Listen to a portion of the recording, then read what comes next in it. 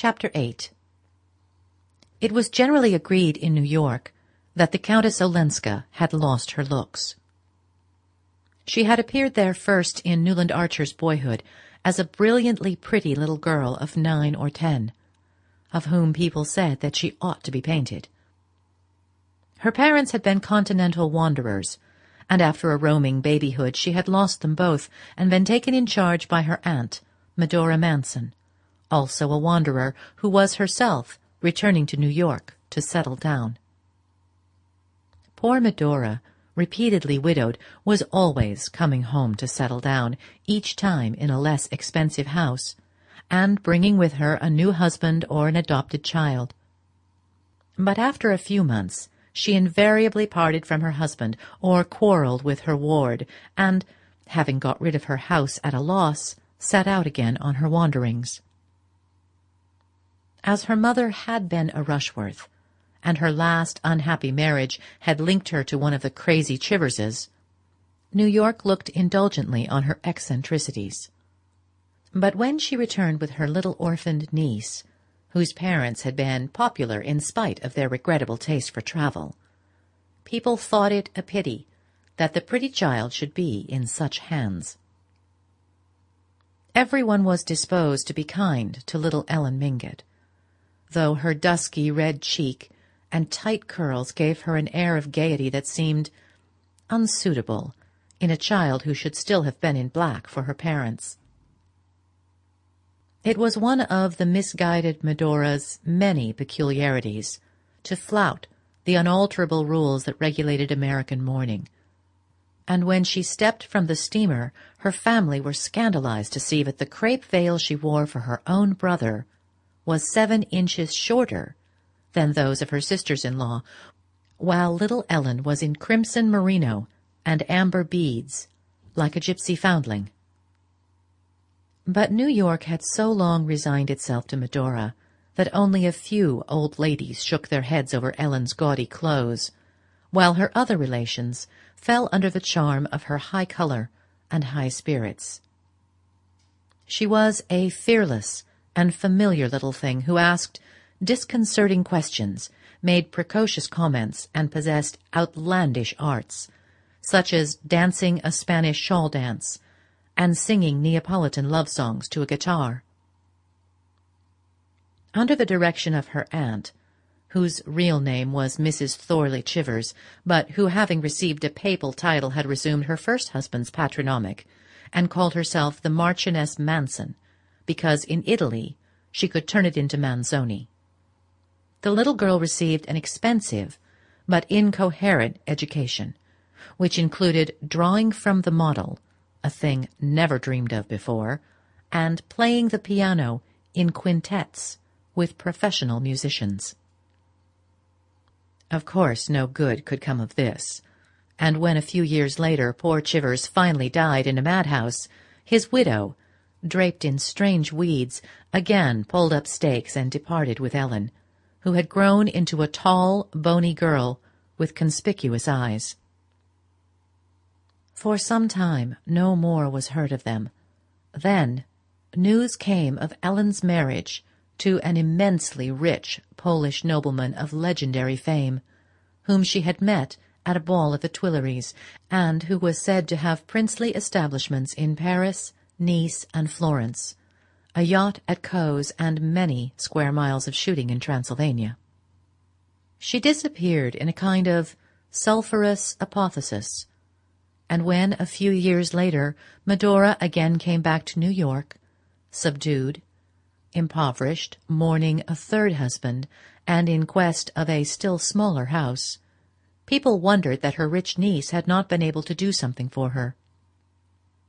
Then came the news that Ellen's own marriage had ended in disaster, and that she was herself returning home to seek rest and oblivion among her kinfolk. These things passed through Newland Archer's mind a week later, as he watched the Countess Olenska enter the van der Luyden drawing-room on the evening of the momentous dinner. The occasion was a solemn one, and he wondered a little nervously how she would carry it off.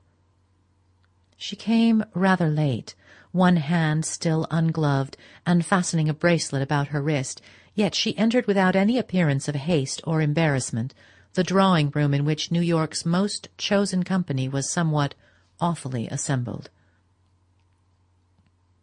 In the middle of the room she paused, looking about her with a grave mouth and smiling eyes, and in that instant Newland Archer rejected the general verdict on her looks. It was true that her early radiance was gone. The red cheeks had paled. She was thin, worn, a little older-looking than her age, which must have been nearly 30. But there was about her the mysterious authority of beauty, a sureness in the carriage of the head, the movement of the eyes, which, without being in the least theatrical, struck him as highly trained and full of conscious power.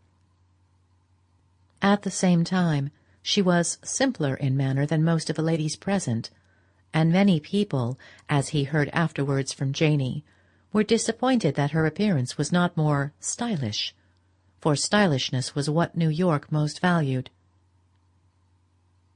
It was perhaps, Archer reflected, because her early vivacity had disappeared, because she was so quiet in her movements and the tones of her low-pitched voice. New York had expected something a good deal more resonant in a young woman with such a history. The dinner was a somewhat formidable business. Dining with the van der Luydens was at best no light matter, and dining there with a duke, who was their cousin, was almost a religious solemnity. It pleased Archer to think that only an old New Yorker could perceive the shade of difference, to New York, between being merely a duke and being the van der Luydens' duke. New York took stray noblemen calmly, and even, except in the Struthers set, with a certain distrustful hauteur. But when they presented such credentials as these, they were received with an old-fashioned cordiality that they would have been greatly mistaken in ascribing solely to their standing in Debrett. It was for just such distinctions that the young man cherished his old New York, even while he smiled at it. The van der Luydens had done their best to emphasize the importance of the occasion. The Dulac Sèvres and the Trevenna George II plate were out. So was the van der Luyden Lowestoft from the East India Company and the Dagonet Crown Derby. Mrs. van der Luyden looked more than ever like a Cabanel, and Mrs. Archer, in her grandmother's seed pearls and emeralds, reminded her son of an Isabey miniature. All the ladies had on their handsomest jewels, but it was characteristic of the house and the occasion that these were mostly in rather heavy, old-fashioned settings, and old Miss Lanning, who had been persuaded to come, actually wore her mother's cameos and a Spanish blonde shawl. The Countess Olenska was the only young woman at the dinner, yet as Archer scanned the smooth, plump, elderly faces between their diamond necklaces and towering ostrich feathers, they struck him as curiously immature compared with hers. It frightened him to think what must have gone to the making of her eyes. The Duke of St. Austrey, who sat at his hostess's right, was naturally the chief figure of the evening, but if the Countess Olenska was less conspicuous than had been hoped, the Duke was almost invisible. Being a well-bred man, he had not, like another recent ducal visitor, come to the dinner in a shooting jacket, but his evening clothes were so shabby and baggy, and he wore them with such an air of their being homespun, that, with his stooping way of sitting and his vast beard spreading over his shirt-front, he hardly gave the appearance of being in dinner attire. He was short, round-shouldered, sunburnt, with a thick nose, small eyes, and a sociable smile. But he seldom spoke, and when he did it was in such low tones that, despite the frequent silences of expectation about the table, his remarks were lost to all but his neighbors. When the men joined the ladies after dinner, the Duke went straight up to the Countess Olenska, and they sat down in a corner and plunged into an animated talk. Neither seemed aware that the Duke should first have paid respects to Mrs. Lovell Mingott and Mrs. Headley Chivers, and the Countess have conversed with that amiable hypochondriac, Mr. Urban Dagonet of Washington Square, who, in order to have the pleasure of meeting her, had broken through his fixed rule of not dining out between January and April. The two chatted together for nearly 20 minutes. Then the Countess rose and, walking alone across the wide drawing-room, sat down at Newland Archer's side. It was not the custom in New York drawing-rooms for a lady to get up and walk away from one gentleman in order to seek the company of another. Etiquette required that she should wait, immovable as an idol, while the men who wished to converse with her succeeded each other at her side. But the Countess was apparently unaware of having broken any rule. She sat at perfect ease in a corner of the sofa beside Archer, and looked at him with the kindest eyes. "I want you to talk to me about May," she said. Instead of answering her, he asked, "You knew the Duke before?" "Oh, yes, we used to see him every winter at Nice. He's very fond of gambling. He used to come to the house a great deal." She said it in the simplest manner, as if she had said, "He's fond of wildflowers," and after a moment she added candidly, "I think he's the dullest man I ever met." This pleased her companion so much that he forgot the slight shock her previous remark had caused him.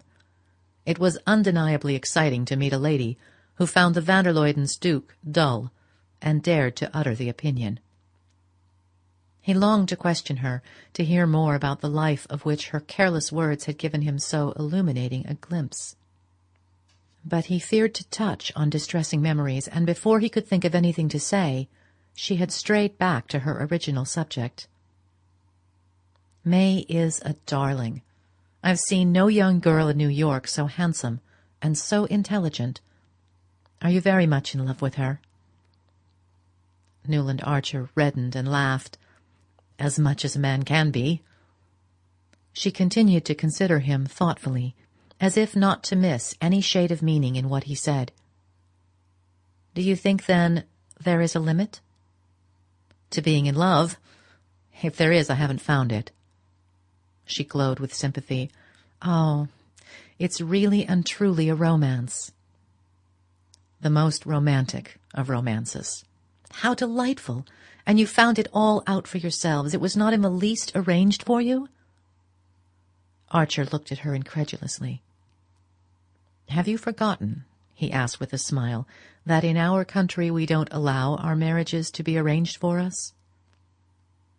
A dusky blush rose to her cheek, and he instantly regretted his words. "Yes," she answered, I'd forgotten. You must forgive me if I sometimes make these mistakes.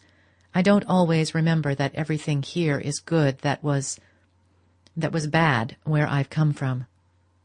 She looked down at her Viennese fan of eagle feathers, and he saw that her lips trembled. "I'm so sorry," he said impulsively, "but you are among friends here, you know."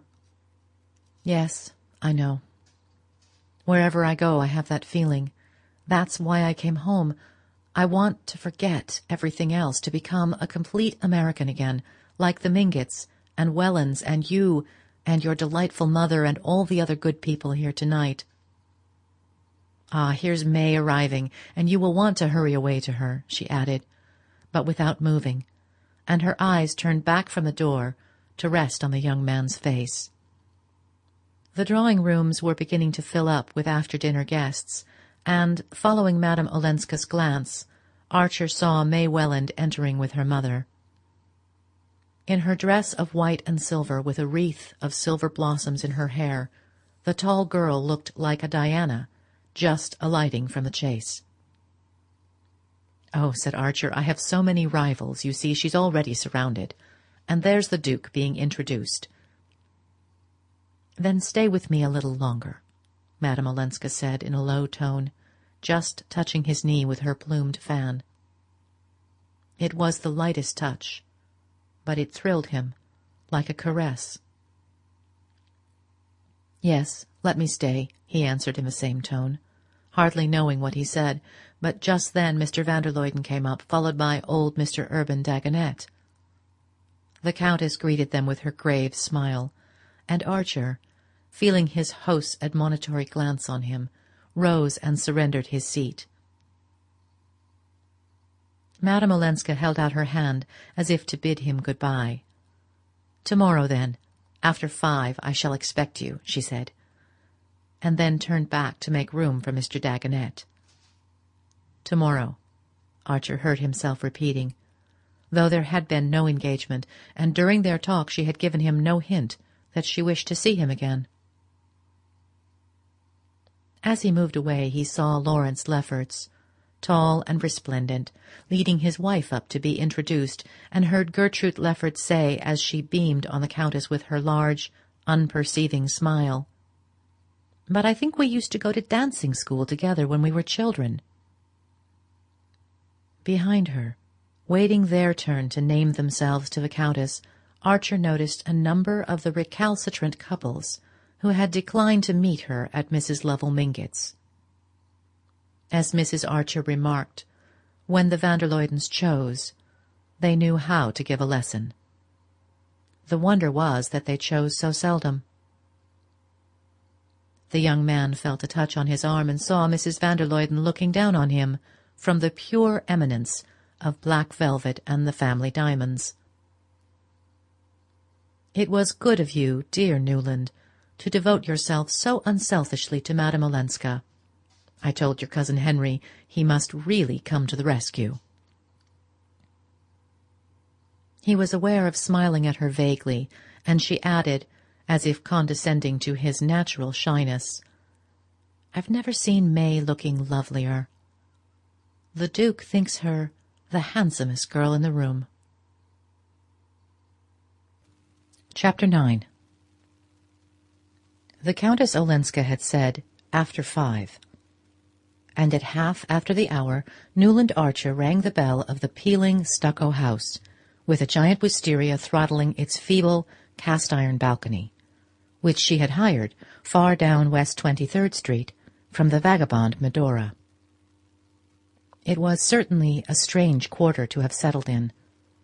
Small dressmakers, bird-stuffers, and people who wrote were her nearest neighbours, and farther down the dishevelled street Archer recognized a dilapidated wooden house at the end of a paved path, in which a writer and journalist called Winsett, whom he used to come across now and then, had mentioned that he lived. Winsett did not invite people to his house, but he had once pointed it out to Archer in the course of a nocturnal stroll, and the latter had asked himself with a little shiver if the humanities were so meanly housed in other capitals. Madame Olenska's own dwelling was redeemed from the same appearance only by a little more paint about the window frames.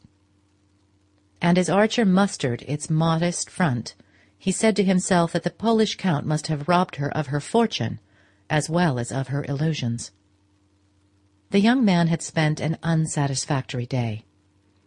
He had lunched with the Wellands, hoping afterward to carry off May for a walk in the park. He wanted to have her to himself, to tell her how enchanting she had looked the night before, and how proud he was of her, and to press her to hasten their marriage. But Mrs. Welland had firmly reminded him that the round of family visits was not half over, and when he hinted at advancing the date of the wedding, had raised reproachful eyebrows and sighed out, 12 dozen of everything, hand-embroidered. Packed in the family landau, they rolled from one tribal doorstep to another, and Archer, when the afternoon's round was over, parted from his betrothed with the feeling that he had been shown off like a wild animal, cunningly trapped. He supposed that his readings in anthropology caused him to take such a coarse view of what was, after all, a simple and natural demonstration of family feeling. But when he remembered that the Wellands did not expect the wedding to take place till the following autumn, and pictured what his life would be until then, a dampness fell upon his spirit. "Tomorrow," Mrs. Welland called after him, "we'll do the Chiverses and the Dallases," and he perceived that she was going through their two families alphabetically, and that they were only in the first quarter of the alphabet. He had meant to tell May of the Countess Olenska's request, her command, rather, that he should call on her that afternoon, but in the brief moments when they were alone, he had more pressing things to say. Besides, it struck him as a little absurd to allude to the matter. He knew that May most particularly wanted him to be kind to her cousin. Was it not that wish which had hastened the announcement of their engagement? It gave him an odd sensation to reflect that, but for the Countess's arrival, he might have been, if not still a free man, at least a man less irrevocably pledged. But May had willed it so, and he felt himself somehow relieved of further responsibility, and therefore at liberty, if he chose, to call on her cousin without telling her.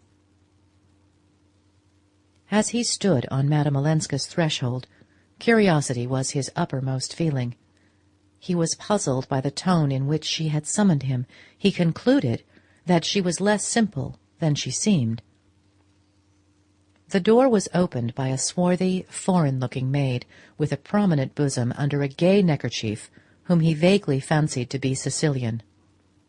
She welcomed him with all her white teeth, and, answering his inquiries by a headshake of incomprehension, led him through the narrow hall into a low firelit drawing-room.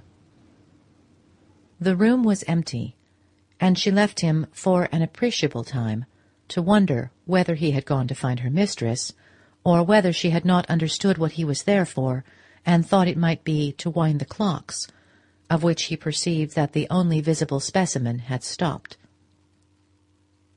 He knew that the southern races communicated with each other in the language of pantomime, and was mortified to find her shrugs and smiles so unintelligible.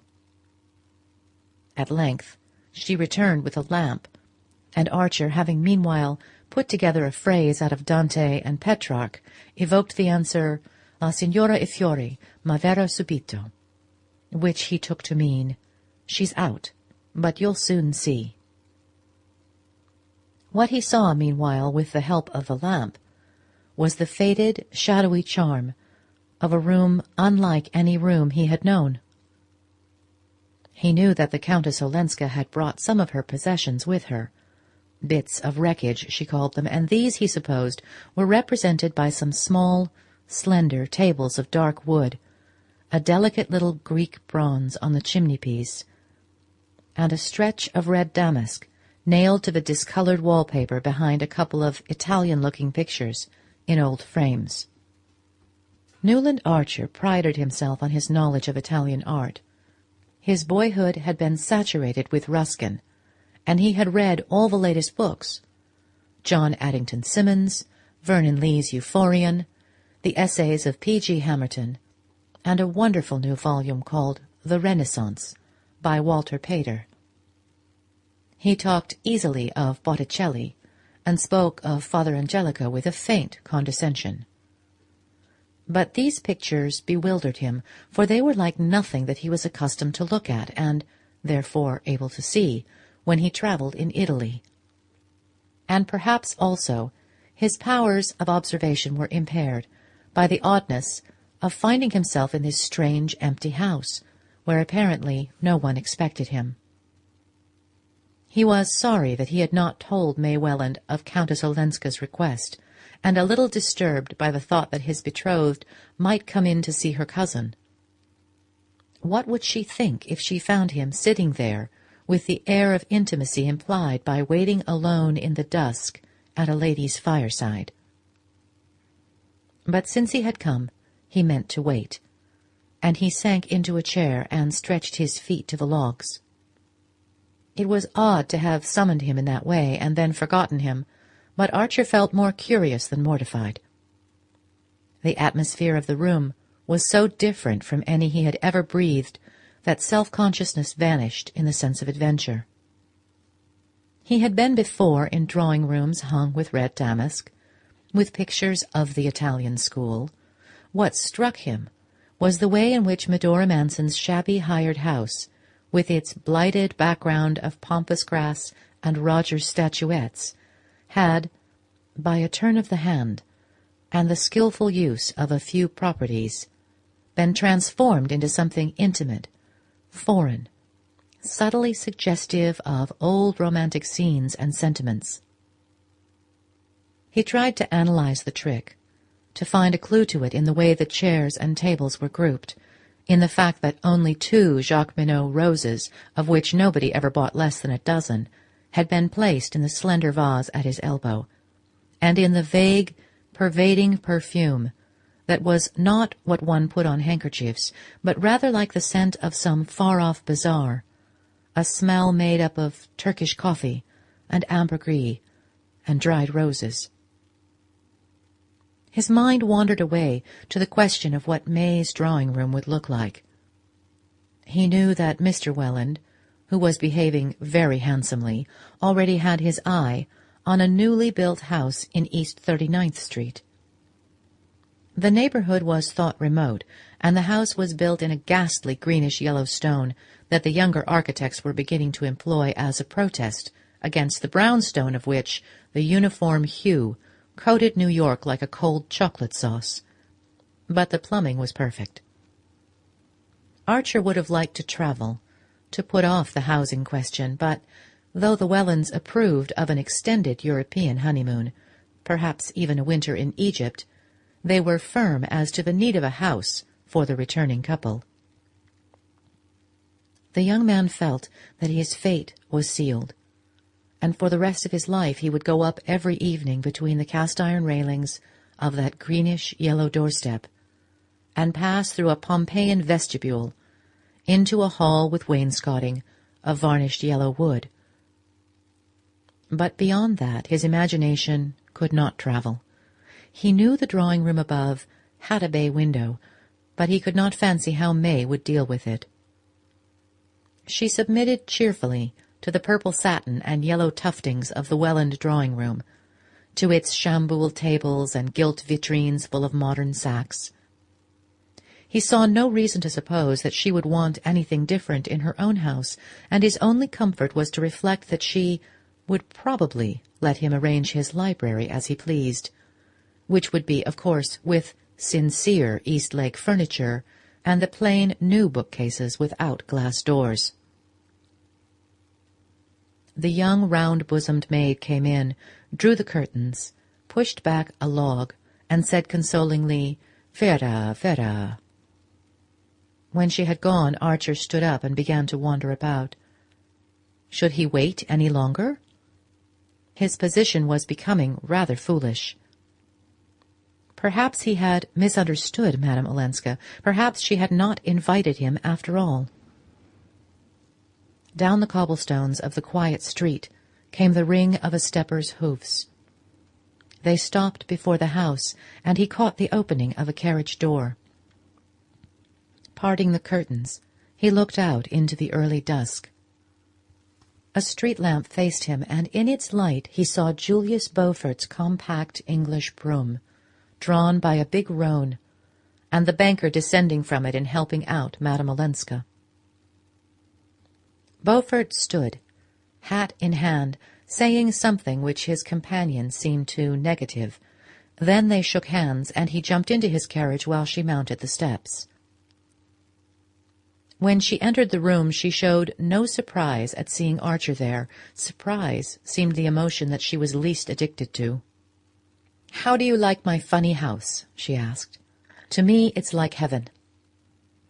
As she spoke, she untied her little velvet bonnet, and, tossing it away with her long cloak, stood looking at him with meditative eyes. "You've arranged it delightfully," he rejoined, alive to the flatness of the words, but imprisoned in the conventional by his consuming desire to be simple and striking. Oh, it's a poor little place. My relations despise it. But at any rate, it's less gloomy than the van der Luydens." The words gave him an electric shock, for few were the rebellious spirits who would have dared to call the stately home of the van der Luydens gloomy. Those privileged to enter it shivered there, and spoke of it as handsome. But suddenly he was glad that she had given voice to the general shiver. "It's delicious what you've done here," he repeated. "I like the little house," she admitted, "but I suppose what I like is the blessedness of its being here, in my own country and in my own town, and then of being alone in it." She spoke so low that he hardly heard the last phrase, but in his awkwardness he took it up. "You like so much to be alone?" "Yes, as long as my friends keep me from feeling lonely." She sat down near the fire and said, "Nastasia will bring the tea presently," and signed to him to return to his armchair, adding, "I see you've already chosen your corner." Leaning back, she folded her arms behind her head and looked at the fire under drooping lids. "This is the hour I like best, don't you?" A proper sense of dignity caused him to answer, "I was afraid you had forgotten the hour. Beaufort must have been very engrossing." She looked amused. "Why, have you waited long?" "Mr. Beaufort took me to see a number of houses, since it seems I'm not to be allowed to stay in this one." She appeared to dismiss both Beaufort and himself from her mind, and went on, "I've never been in a city where there seems to be such a feeling against living in des quartiers excentriques. What does it matter where one lives? I'm told this street is respectable." "It's not fashionable." "Fashionable? Do you all think so much of that? Why not make one's own fashions? But I suppose I've lived too independently. At any rate, I want to do what you all do. I want to feel cared for and safe."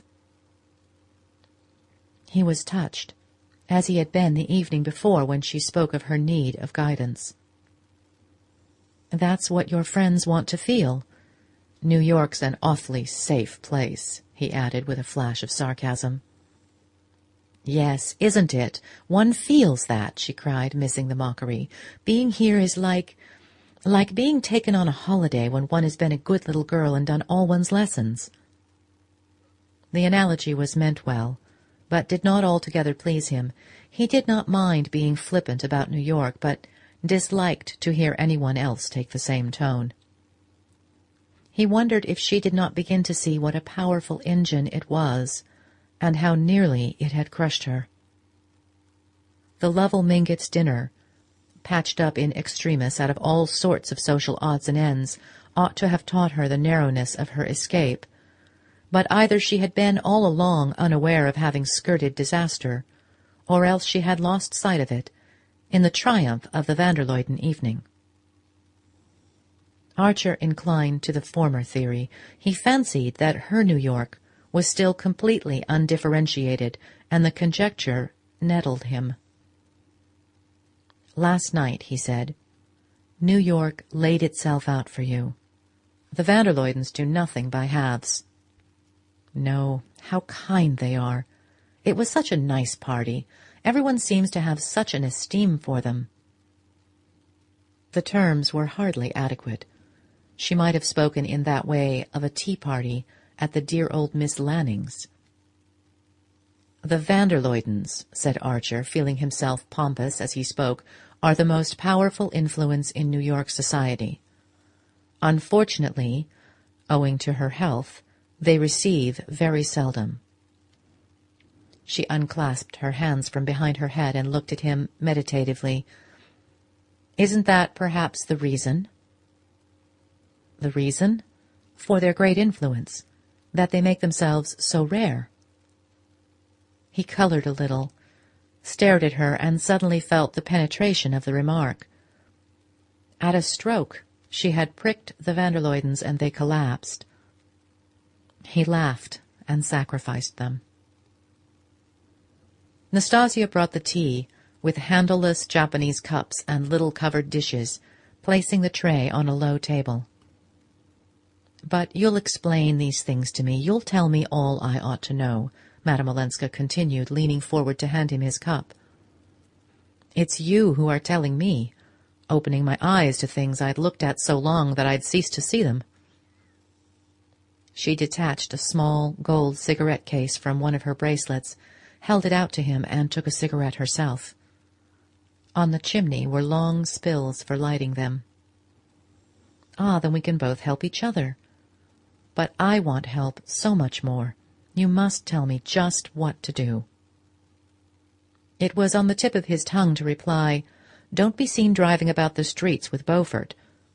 But he was being too deeply drawn into the atmosphere of the room, which was her atmosphere, and to give advice of that sort would have been like telling someone who was bargaining for an attar of roses in Samarkand that one should always be provided with Arctics for a New York winter. New York seemed much farther off than Samarkand, and if they were indeed to help each other, she was rendering what might prove the first of their mutual services by making him look at his native city objectively. Viewed thus, as through the wrong end of a telescope, it looked disconcertingly small and distant. But then, from Samarkand, it would. A flame darted from the logs, and she bent over the fire, stretching her thin hands so close to it that a faint halo shone about the oval nails. The light touched to russet the rings of dark hair escaping from her braids, and made her pale face paler. "There are plenty of people to tell you what to do," Archer rejoined, obscurely envious of them. "Oh, all my aunts, and my dear old granny?" She considered the idea impartially. "They're all a little vexed with me for setting up for myself. Poor granny especially. She wanted to keep me with her, but I had to be free." He was impressed by this light way of speaking of the formidable Catherine, and moved by the thought of what must have given Madame Olenska this thirst for even the loneliest kind of freedom. But the idea of Beaufort gnawed at him. "I think I understand how you feel," he said. "Still, your family can advise you, explain the differences, show you the way." She lifted her thin black eyebrows. "Is New York such a labyrinth? I thought it so straight up and down, like Fifth Avenue, and with all the cross streets numbered." She seemed to guess his faint disapproval of this, and added with the rare smile that enchanted her whole face, "If you knew how I like it just for that, the straight up and downness, and the big honest labels on everything." He saw his chance. Everything may be labeled, but everybody is not. "Perhaps I may simplify too much, but you'll warn me if I do." She turned from the fire to look at him. "There are only two people here who make me feel as if they understood what I mean and could explain things to me. You and Mr. Beaufort." Archer winced at the joining of the names, and then, with a quick readjustment, understood, sympathized, and pitied. So close to the powers of evil she must have lived that she still breathed more freely in their air. But since she felt that he understood her also, his business would be to make her see Beaufort as he really was, with all he represented, and abhor it. He answered gently, "I understand, but just at first, don't let go of your old friends' hands.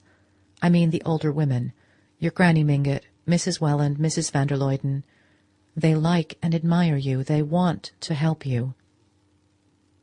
"Oh, I know, but on condition that they don't hear anything unpleasant. Aunt Welland put it in those very words when I tried—" "Does no one want to know the truth here, Mr. Archer? The real loneliness is living among all these kind people who only ask one to pretend." She lifted her hands to her face, and he saw her thin shoulders shaken by a sob. "Madame Olenska, oh, don't! Ellen!" he cried, starting up and bending over her. He drew down one of her hands, clasping and chafing it like a child's, while he murmured reassuring words. But in a moment she freed herself and looked up at him with wet lashes. "Does no one cry here either? I suppose there's no need to in heaven," she said, straightening her loosened braids with a laugh and bending over the tea-kettle. It was burnt into his consciousness that he had called her Ellen, called her so twice, and that she had not noticed it. Far down the inverted telescope he saw the faint white figure of May Welland in New York. Suddenly Nastasia put her head in to say something in her rich Italian. Madame Olenska, again with a hand at her hair, uttered an exclamation of assent, a flashing "Chia, Chia," and the Duke of St. Austry entered, piloting a tremendous black-wigged and red-plumed lady in overflowing furs. "My dear Countess, I've brought an old friend of mine to see you, Mrs. Struthers. She wasn't asked to the party last night, and she wants to know you." The Duke beamed on the group, and Madame Olenska advanced with a murmur of welcome towards the queer couple. She seemed to have no idea how oddly matched they were, or what a liberty the Duke had taken in bringing his companion. And to do him justice, as Archer perceived, the Duke seemed as unaware of it himself. "Of course I want to know you, my dear," cried Mrs. Struthers in a round, rolling voice that matched her bold feathers and her brazen wig. "I want to know everyone who's young and interesting and charming. And the Duke tells me you like music, didn't you, Duke? You're a pianist yourself, I believe. Well, do you want to hear Sarasate play tomorrow evening at my house? You know I've something going on every Sunday evening. It's the day when New York doesn't know what to do with itself, and so I say to it, 'Come and be amused.' And the Duke thought you'd be tempted by Sarasate. You'll find a number of your friends." Madame Olenska's face grew brilliant with pleasure. "How kind, how good of the Duke to think of me!" She pushed a chair up to the tea-table, and Mrs. Struthers sank into it delectably. "Of course I shall be too happy to come." "That's all right, my dear, and bring your young gentleman with you." Mrs. Struthers extended a hail-fellow hand to Archer. "I can't put a name to you, but I'm sure I've met you. I've met everybody here or in Paris or London. Aren't you in diplomacy? All the diplomatists come to me. You'll like music, too. Duke, you must be sure to bring him." The Duke said "rather" from the depths of his beard, and Archer withdrew with a stiffly circular bow that made him feel as full of spine as a self-conscious schoolboy among careless and unnoticing elders. He was not sorry for the denouement of his visit. He only wished it had come sooner, and spared him a certain waste of emotion. As he went out into the wintry night, New York again became vast and imminent, and May Welland the loveliest woman in it. He turned into his florist's to send her the daily box of lilies of the valley which, to his confusion, he found he had forgotten that morning. As he wrote a word on his card and waited for an envelope, he glanced about the embowered shop, and his eye lit on a cluster of yellow roses. He had never seen any as sun-golden before, and his first impulse was to send them to May instead of the lilies. But they did not look like her. There was something too rich, too strong in their fiery beauty. In a sudden revulsion of mood, and almost without knowing what he did, he signed to the florist to lay the roses in another long box, and slipped his card into a second envelope, on which he wrote the name of the Countess Olenska. Then, just as he was turning away, he drew the card out again and left the empty envelope on the box. "They'll go at once?" he inquired, pointing to the roses. The florist assured him that they would. Chapter 10. The next day he persuaded May to escape for a walk in the park after luncheon. As was the custom in old-fashioned Episcopalian New York, She usually accompanied her parents to church on Sunday afternoons. But Mrs. Welland condoned her truancy, having that very morning won her over to the necessity of a long engagement, with time to prepare a hand-embroidered trousseau containing the proper number of dozens. The day was delectable. The bare vaulting of trees along the Mall was ceilinged with lapis lazuli, and arched above snow that shone like splintered crystals. It was the weather to call out May's radiance, and she burned like a young maple in the frost. Archer was proud of the glances turned on her, and the simple joy of possessorship cleared away his underlying perplexities. "It's so delicious, waking every morning to smell lilies of the valley in one's room," she said. "Yesterday they came late.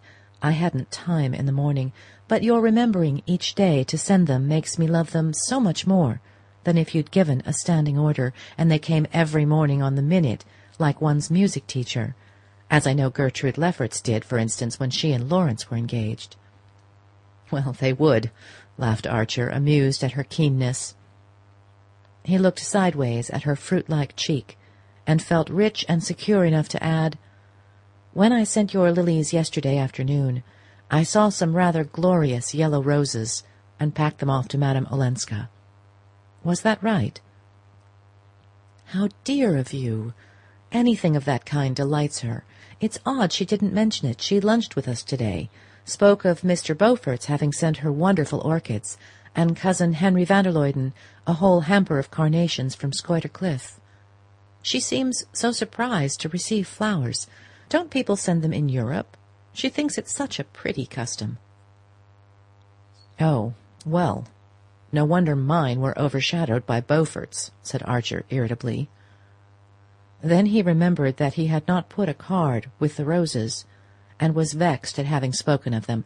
He wanted to say, "I called on your cousin yesterday," but hesitated. If Madame Olenska had not spoken of his visit, it might seem awkward that he should. Yet not to do so gave the affair an air of mystery that he disliked. To shake off the question, he began to talk of their own plans, their future, and Mrs. Welland's insistence on a long engagement. "If you call it long, Isabel Chivers and Reggie were engaged for 2 years, Grace and Thorley for nearly a year and a half. Why, aren't we very well off as we are?" It was the traditional maidenly interrogation, and he felt ashamed of himself for finding it singularly childish. No doubt she simply echoed what was said to her, but she was nearing her 22nd birthday, and he wondered at what age nice women began to speak for themselves. "Never, if we won't let them, I suppose," he mused, and recalled his mad outburst to Sillerton Jackson. "Women ought to be as free as we are." It would presently be his task to take the bandage from this young woman's eyes and bid her look forth on the world. But how many generations of the women who had gone to her making had descended, bandaged, to the family vault? He shivered a little, remembering some of the new ideas in his scientific books, and the much-cited instance of the Kentucky cave-fish, which had ceased to develop eyes because they had no use for them. What if, when he had bidden May Welland to open hers, they could only look out blankly at blankness? "We might be much better off. We might be altogether together. We might travel." Her face lit up. That would be lovely, she owned. She would love to travel, but her mother would not understand their wanting to do things so differently. As if the mere differently didn't account for it, the wooer insisted. "Newland, you're so original," she exulted. His heart sank, for he saw that he was saying all the things that young men in the same situation were expected to say, and that she was making the answers that instinct and tradition taught her to make, even to the point of calling him original. Original! We're all as like each other as those dolls cut out of the same folded paper. We're like patterns stenciled on a wall. Can't you and I strike out for ourselves, May?" He had stopped and faced her in the excitement of their discussion, and her eyes rested on him with a bright, unclouded admiration. "Mercy, shall we elope?" she laughed. "If you would. You do love me, Newland. I'm so happy." "Then why not be happier?" "We can't behave like people in novels, though, can we?" "Why not? Why not? Why not?" She looked a little bored by his insistence. She knew very well that they couldn't, but it was troublesome to have to produce a reason. "I'm not clever enough to argue with you, but that kind of thing is rather vulgar, isn't it?" she suggested, relieved to have hit on a word that would assuredly extinguish the whole subject. "Are you so much afraid, then, of being vulgar?" She was evidently staggered by this. "Of course I should hate it, and so would you," she rejoined a trifle irritably. He stood silent, beating his stick nervously against his boot-top, and feeling that she had indeed found the right way of closing the discussion. She went on light-heartedly. "Oh, did I tell you that I showed Ellen my ring? She thinks it the most beautiful setting she ever saw. There's nothing like it in the Rue de la Paix, she said. I do love you, Newland, for being so artistic." The next afternoon, as Archer, before dinner, sat smoking sullenly in his study, Janey wandered in on him. He had failed to stop at his club on the way up from the office, where he exercised the profession of the law in the leisurely manner common to well-to-do New Yorkers of his class. He was out of spirits and slightly out of temper, and a haunting horror of doing the same thing every day at the same hour besieged his brain. "Sameness, sameness," he muttered, the word running through his head like a persecuting tune, as he saw the familiar tall-hatted figures lounging behind the plate glass. And because he usually dropped in at the club at that hour, he had gone home instead. He knew not only what they were likely to be talking about, but the part each one would take in the discussion. The Duke, of course, would be their principal theme, though the appearance in Fifth Avenue of a golden-haired lady in a small canary-colored brougham with a pair of black cobs, for which Beaufort was generally thought responsible, would also doubtless be thoroughly gone into. Such women, as they were called, were few in New York, those driving their own carriages still fewer, and the appearance of Miss Fanny Ring in Fifth Avenue at the fashionable hour had profoundly agitated society. Only the day before her carriage had passed Mrs. Lovell Mingott's, and the latter had instantly rung the little bell at her elbow and ordered the coachman to drive her home. What if it had happened to Mrs. van der Luyden? People asked each other with a shudder. Archer could hear Lawrence Lefferts at that very hour, holding forth on the disintegration of society. He raised his head irritably when his sister Janey entered, then quickly bent over his book, Swinburne's Chastelard, just out, as if he had not seen her. She glanced at the writing-table heaped with books, opened a volume of the Conte Drolatique, made a wry face over the archaic French, and sighed, "What learned things you read!" "Well?" he asked, as she hovered Cassandra-like before him. "Mother's very angry." "Angry? With whom? About what?" "Miss Sophie Jackson has just been here. She brought word that her brother would come in after dinner. She couldn't say very much because he forbade her to. He wishes to give all the details himself. He's with cousin Louisa van der Luyden now." "For heaven's sake, my dear girl, try a fresh start. It would take an omniscient deity to know what you're talking about." "It's not a time to be profane, Newland. Mother feels badly enough about your not going to church." With a groan he plunged back into his book. "Newland, do listen. Your friend, Madame Olenska, was at Mrs. Lemuel Struthers's party last night. She went there with the Duke and Mr. Beaufort."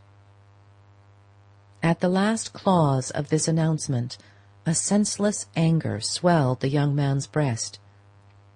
To smother it, he laughed. "Well, what of it? I knew she meant to." Janey paled, and her eyes began to project.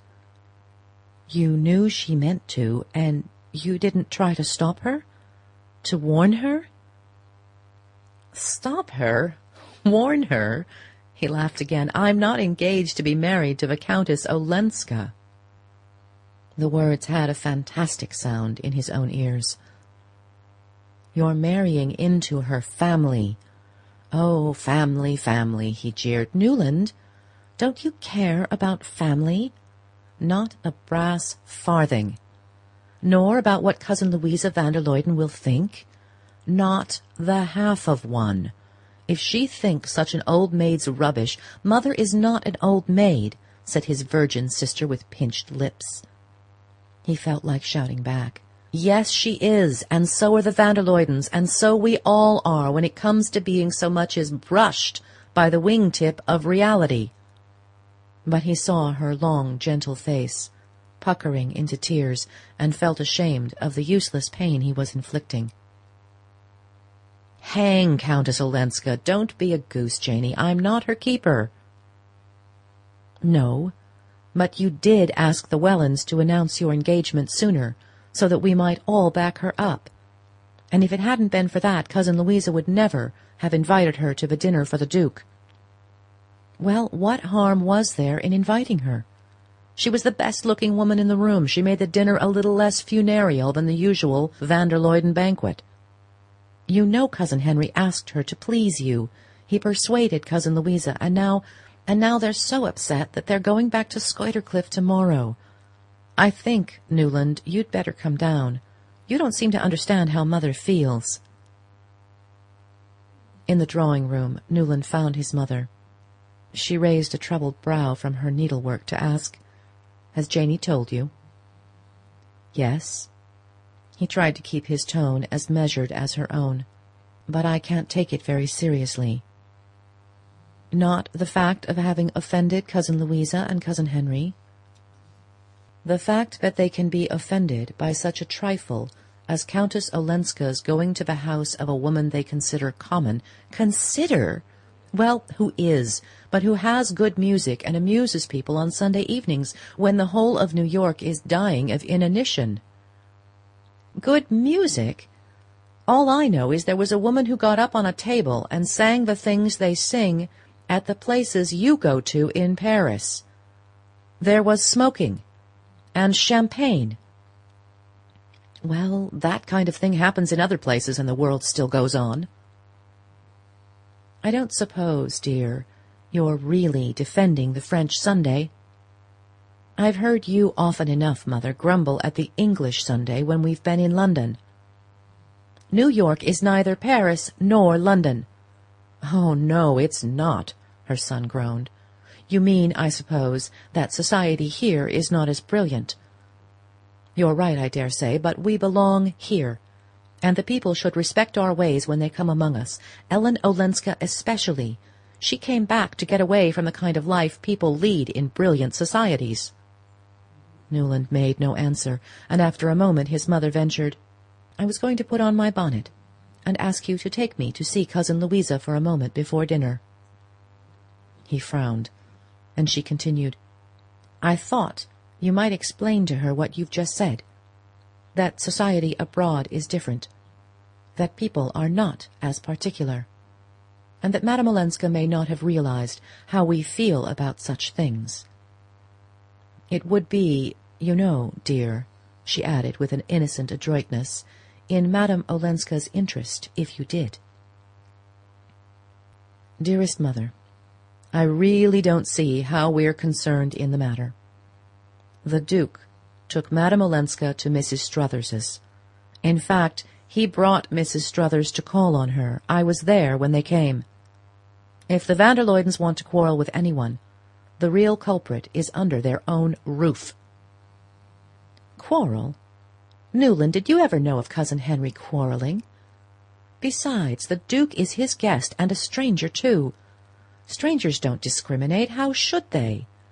Countess Olenska is a New Yorker, and should have respected the feelings of New York. Well, then, if they must have a victim, you have my leave to throw Madame Olenska to them, cried her son, exasperated. I don't see myself, or you either, offering ourselves up to expiate her crimes. Oh, of course, you only see the Mingott side, his mother answered in the sensitive tone that was her nearest approach to anger. The sad butler drew back the drawing-room portieres and announced, Mr. Henry van der Luyden. Mrs. Archer dropped her needle and pushed her chair back with an agitated hand. Another lamp, she cried to the retreating servant, while Janey bent over to straighten her mother's cap. Mr. van der Luyden's figure loomed on the threshold, and Newland Archer went forward to greet his cousin. "We were just talking about you, sir," he said.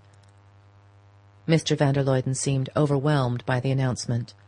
He drew off his gloves to shake hands with the ladies and smoothed his tall hat shyly, while Janey pushed an armchair forward, and Archer continued, "And the Countess Olenska."